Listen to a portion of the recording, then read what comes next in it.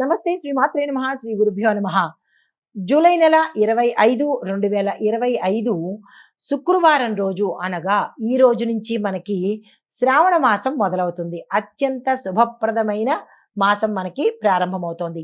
శ్రీ విశ్వావసునామ సంవత్సరం దక్షిణాయనం వర్ష ఋతువు శ్రావణ మాసం శుక్లపక్షము. ఈరోజు సూర్యోదయ సమయము తెల్లవారుజామున 5:57 సూర్యాస్తమ సమయం సాయంత్రం 6:48.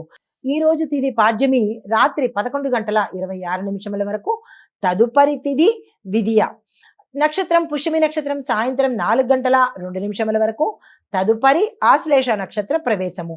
వర్జము తెల్లవారుజామున 4:43 నుంచి ఉదయం 6:18 వరకు.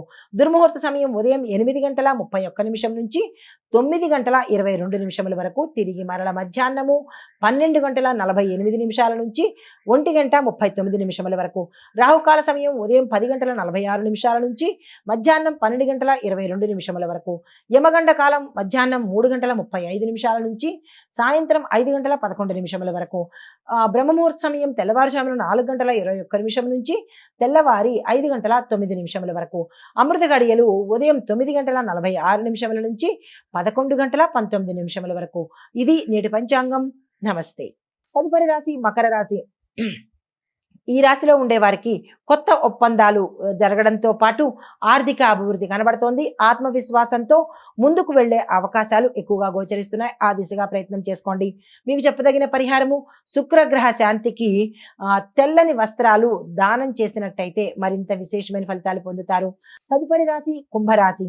ఈ రాశిలో ఉండే వారికి ఆధ్యాత్మికత ప్రకృతి ప్రేరణ వల్ల మంచి ఫలితాలు పొందే అవకాశం గోచరిస్తోంది. కుటుంబంలో శుభవార్త వింటారు. మీకు చెప్పదగిన పరిహారము గురువులకు ఏదైనా అంటే మీకు చదువు చెప్పిన గురువులు కావచ్చు, లేదా గురువుగా భావించిన వారికి కావచ్చు, ఈరోజు పూజ చేసుకోవడం కానీ వారికి సంబంధించిన వస్తువులను వస్త్రాలను దానంగా ఇవ్వడంతో పాటు పెద్దల యొక్క ఆశీస్సులు తీసుకునే ప్రయత్నం చేసుకోండి. తదుపరి రాశి మీనరాశి.